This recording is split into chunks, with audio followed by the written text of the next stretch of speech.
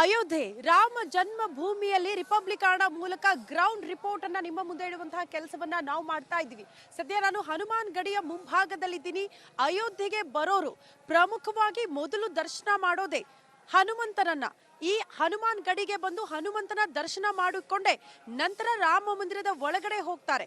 ಕಾರಣ ಅಷ್ಟು ದೊಡ್ಡ ಮಟ್ಟದಲ್ಲಿ ಪ್ರತೀತಿ, ಜನಪ್ರಿಯತೆ, ಅಂಥದ್ದೊಂದು ಇತಿಹಾಸ ಈ ಹನುಮಾನ್ ಗಡಿಗೆ ಇದೆ.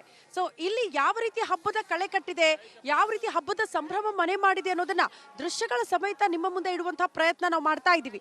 ನೋಡಿ, ಈ ಹಿಂದಿನ ಅಯೋಧ್ಯೆಗೂ ಈಗಿನ ಅಯೋಧ್ಯೆಗೂ ಸಾಕಷ್ಟು ಬದಲಾವಣೆಗಳು, ಯಾವ ರೀತಿ ಅಭಿವೃದ್ಧಿಗಳು ಆಗಿದೆ ಅನ್ನೋದನ್ನ ನಿಮ್ಮ ಮುಂದೆ ಇಡ್ತಾ ಇದ್ವಿ. ಈಗ ಹನುಮಾನ್ ಗಡಿಯ ವಿಚಾರಕ್ಕೆ ಬಂದರೂ ಕೂಡ ಇಲ್ಲೆಲ್ಲ ಗುಡಿಸಲ ರೀತಿಯಲ್ಲಿ ಅಂಗಡಿ ಮುಂಗಟ್ಟುಗಳು ನಮಗೆ ಈ ಹಿಂದೆ ಕಾಣೋದಕ್ಕೆ ಸಿಗ್ತಾ ಇತ್ತು. ಈಗ ಒಂದೇ ತರದ ಅಂಗಡಿಗಳು ಯಾವ ರೀತಿ ನಿರ್ಮಾಣ ಆಗಿದೆ ಹನುಮಾನ್ ಗಡಿಯ ಮುಂಭಾಗದಲ್ಲಿ ಅನ್ನೋದನ್ನ ದೃಶ್ಯಗಳ ಸಮೇತ ನಿಮ್ಮ ಮುಂದೆ ಇಡ್ತಾ ಇದೀವಿ. ಯಾವುದು ಒಂದು ಅಂಗಡಿಯೂ ಕೂಡ ಇಲ್ಲಿ ಬೇರೆ ರೀತಿಯಲ್ಲಿ ನಮಗೆ ಕಾಣೋದಕ್ಕೆ ಸಿಗಲ್ಲ. ಎಲ್ಲ ಅಂಗಡಿಗಳನ್ನ ಕೂಡ ಒಂದೇ ರೀತಿ ನಿರ್ಮಾಣ ಮಾಡಲಾಗಿದೆ. ಬಟ್ ಹೆಸರುಗಳು ಗೊತ್ತಾಗಬೇಕು ಅನ್ನೋ ಕಾರಣಕ್ಕೆ ಪುಟ್ಟ ಪುಟ್ಟ ಬೋರ್ಡ್ಗಳನ್ನ ಅವರವರ ಹೆಸರುಗಳಲ್ಲಿ ಅಲ್ಲಿ ಹಾಕಲಾಗಿರೋದನ್ನ ಕೂಡ ನಾವು ಗಮನಿಸ್ತಾ ಇದೀವಿ. ಆ ಕಾರಣಕ್ಕೆ ಈ ಭಾಗದ ಜನ ಹೇಳೋದು, ಅಯೋಧ್ಯೆಯಲ್ಲಿ ರಾಮ ಮಂದಿರ ನಿರ್ಮಾಣ ಆಗಿರೋದು ಎಷ್ಟು ಖುಷಿ ಇದೆಯೋ ಅದರ ಜೊತೆಗೆ ನಾವು ಜೀವನ ಕಟ್ಕೊಳ್ಳೋದಕ್ಕೂ ಕೂಡ ಇಲ್ಲಿ ಸಾಧ್ಯ ಆಗಿದೆ ಅನ್ನುವಂತಹ ವಿಚಾರವನ್ನ ಈ ಭಾಗದ ಜನ ಬಹಳ ಸಂತಸದಿಂದ ಆ ಮಾತುಗಳನ್ನ ಆಡ್ತಾ ಹೋಗ್ತಾರೆ. ಸೊ ಈ ಭಾಗಕ್ಕೆ ಬಂದಾಗ ನಮಗೆ ಹನುಮಾನ್ ಗಡಿಯ ಮುಂಭಾಗದಲ್ಲಿ ನಮಗೆ ಕನ್ನಡಿಗರು ಸಿಕ್ಕಿದ್ದಾರೆ. ಕನ್ನಡ ಮಾತನಾಡೋರು ಕರ್ನಾಟಕದಿಂದ ಬಂದ ತಕ್ಷಣ ಅವ್ರು ನಮಗೆ ಕೇಳಿದಷ್ಟೇ ಬಹಳ ಖುಷಿ ಆಯಿತು ಮೇಡಮ್, ಅಯೋಧ್ಯೆಗೆ ಬರ್ತಾ ಇದ್ದಂತೆ ಅಂತ. ಸೊ ಅವ್ರನ್ನ ಕೂಡ ಮಾತನಾಡಿಸ್ತಾ ನಾನು ಹೋಗ್ತೀನಿ. ನಮ್ಮ ಕರ್ನಾಟಕದವರು ಇಲ್ಲಿರೋದ್ರಿಂದ ಹೇಗಿದೆ, ಎಲ್ಲಿಂದ ಬಂದಿದ್ದೀರಾ, ತಮ್ಮ ಹೆಸರು? ನಮ್ಮ ಹೆಸರು ಅಭಿಷೇಕ್ ಅಂತ. ನಾವು ಕೆಂಬಾವಿಲಿಂದ ಬಂದಿದ್ದೀವಿ. ಇವರು ಕಲಬುರಗಿಲಿಂದ ಬಂದರು. ಕಲಬುರಗಿ ಜಿಲ್ಲೆ ನಮ್ಮದು ಕರ್ನಾಟಕ. ಎಷ್ಟು ಜನ ಬಂದಿದ್ದೀರಾ, ಯಾವಾಗ ಬಂದ್ರಿ? 3 ಜನ ಬಂದಿದ್ದೆವು. ಮೊನ್ನೆ ಬಿಟ್ಟಿದ್ದು, ನಿನ್ನೆ ಇಲ್ಲ, ಮೊನ್ನೆ ರಾತ್ರಿ ಬಂದಿದ್ದೆವು. ಮೊನ್ನೆ ರಾತ್ರಿ ಬೈಕ್ ಮೇಲೆ ಬಂದಿದ್ದೆವು ನಾವು ಅಲ್ಲಿ. ಯೂಶಲಿ ಯುವಕರೆಲ್ಲ ಎಲ್ಲೆಲ್ಲೋ ಟ್ರಿಪ್ ಹೋಗೋಣ ಅಂತ ಪ್ಲಾನ್ ಮಾಡ್ತಾ ಇರ್ತಾರೆ. ಬಟ್ ನೀವೆಲ್ಲ ಅಯೋಧ್ಯೆಗೆ ಬಂದಿದ್ದೀರಾ ರಾಮ ಮಂದಿರ ಉದ್ಘಾಟನೆ ನೋಡೋದಕ್ಕೆ ಅಂತ.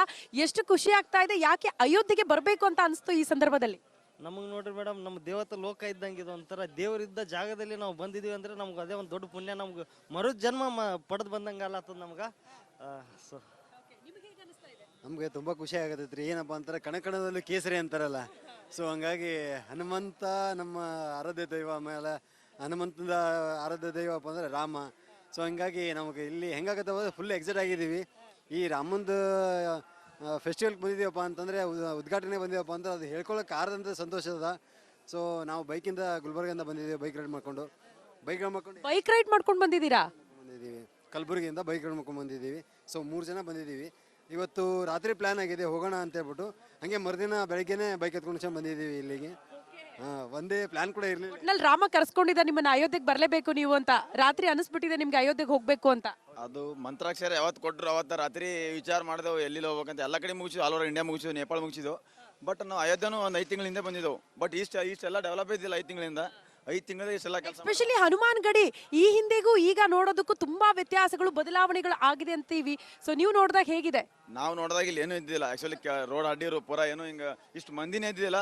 ಇಲ್ಲಿದೆ ಬೈಕ್ ತೊಗೊಂಡು ಹೋಗಿದ್ದೆ ನಾವು ಹನುಮಾನ್ ಗಡಿ. ನಮಗೆ ಪುನಃ ಇಲ್ಲಿ ಹನುಮಾನ್ ಗಡಿ ಆ ಸಲ ಬಂದಾಗ ಪುನಃ ಅಂತ ಪೂರ ಹೆಂಗಂದ್ರೆ ಅಯೋಧ್ಯೆನೇ ನಾವು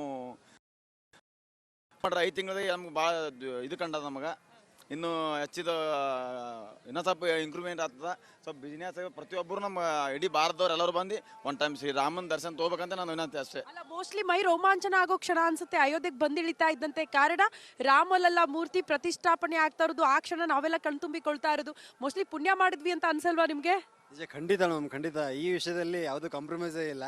ಯಾಕಪ್ಪ ಅಂತಾರೆ, ಈ ವಿಷಯ ಯಾಕೆ ಕಾಂಪ್ರಮೈಸ್ ಆಗಲ್ಲಪ್ಪ ಅಂತಾರೆ, ಹನುಮಂತ ಈ ರಾಮ ನಮ್ಮ ಇಡೀ ದೇಶಕ್ಕೆ ಒಂದು ಯಾವ ಥರ ಒಂದು ಬಿಂಬಿಸಿದ್ರಪ್ಪ ಅಂತಂದರೆ, ಕಣಕಣದಲ್ಲಿ ಕೇಸರಿ ಅಂತಾರಲ್ಲ, ಅದೇ ಥರನೇ ಎಲ್ಲರೂ ಕಣಕಣದಲ್ಲಿ ರಾಮ ಇದ್ದಾನೆ ಅಂತ ಹೇಳ್ಕೊಬೋದು ಇವತ್ತಿನ ದಿನದಲ್ಲಿ. ಸೊ ಫೈನಲಿ ಏನು ಹೇಳ್ತೀರಾ ಕರ್ನಾಟಕದ ಜನಕ್ಕೆ? ನಾವು ನೋಡಿ ರಿಪಬ್ಲಿಕ್ ಕನ್ನಡ ಗ್ರೌಂಡ್ ರಿಪೋರ್ಟ್ ಮಾಡ್ತಾ ಇದೀವಿ ಕನ್ನಡಿಗರಿಗಾಗಿ, ಕನ್ನಡಿಗರಿಗೋಸ್ಕರ. ಇಲ್ಲಿನ ವಿಶೇಷತೆಗಳನ್ನ, ರಾಮ ಜನ್ಮಭೂಮಿಯಲ್ಲಿ ಉದ್ಘಾಟನೆ ಕಾರ್ಯಕ್ರಮಗಳು ಯಾವ ರೀತಿ ಆಗ್ತಾ ಇದೆ ಅನ್ನೋದನ್ನ ಎಲ್ಲವನ್ನ ಹೇಳ್ತಾ ಇದೀವಿ. ಏನು ಹೇಳ್ತೀರಿ ಫೈನಲಿ ಕರ್ನಾಟಕದವರಿಗೆ, ನಮ್ಮ ಕನ್ನಡ ಜನಕ್ಕೆ? ಪ್ರತಿಯೊಂದೂ ಇಂಪ್ರೂವ್ಮೆಂಟ್ ಇದೆ.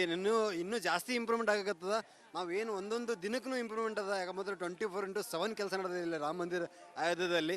ಇನ್ನು ಒಂದು ದಿನಕ್ಕಿದ್ದಂಥ ಇಂಪ್ರೂವ್ಮೆಂಟ್ ಇನ್ನೊಂದು ದಿನಕ್ಕೆ ಇರಲ್ಲ. ಯಾಕಪ್ಪ ಅಂತಾರೆ ಸಿಕ್ಕಾಪಟ್ಟೆ ಇಂಪ್ರೂವ್ಮೆಂಟ್ ನಡೆದ. ಇದೇ ಥರ ಇಂಪ್ರೂವ್ಮೆಂಟ್ ಇನ್ನೂ ಮಾಡ್ತಾರೆ ಅಂತ ಅನ್ಕೊಳಕತ್ತೀನಿ ನಾನು. ಫೈನಲಿ ಹಾಗಾದ್ರೆ 3 ಸಾರಿ ನಾವು ಜೈ ಶ್ರೀರಾಮ್ ಹೇಳ್ಬಿಟ್ಟು ಅಲ್ವಾ, ಖುಷಿ ಆಗುತ್ತೆ ನಮಗೆ. बनाएंगे मंदिर। जय श्री राम। ಜೈ ಶ್ರೀರಾಮ್ ಜೈ ಶ್ರೀರಾಮ್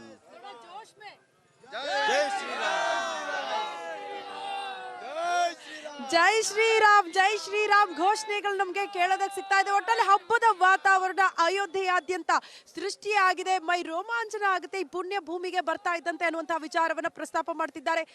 ತುಂಬಾ ಜನ ಕರ್ನಾಟಕದಿಂದ ಈ ಭಾಗಕ್ಕೆ ಜನ ಬರ್ತಿದ್ದಾರೆ. ಅವ್ರನ್ನೆಲ್ಲರನ್ನ ಮಾತಾಡಿಸೋ ಪ್ರಯತ್ನ ಮಾಡ್ತೀನಿ. ಜೊತೆಗೆ ರಾಮನೂರಿನ ಸಂಭ್ರಮದ ಪ್ರತಿ ಕ್ಷಣದ ಮಾಹಿತಿಯನ್ನ ನಿಮ್ಮ ಮುಂದೆ ಇಡ್ತಾ ಹೋಗ್ತೀವಿ. ಕ್ಯಾಮ್ರಾ ಪರ್ಸನ್ ಶಿವು ಜೊತೆ ನಾನು ಶ್ರುತಿ, ರಿಪಬ್ಲಿಕ್ ಕನ್ನಡ, ಅಯೋಧ್ಯೆ.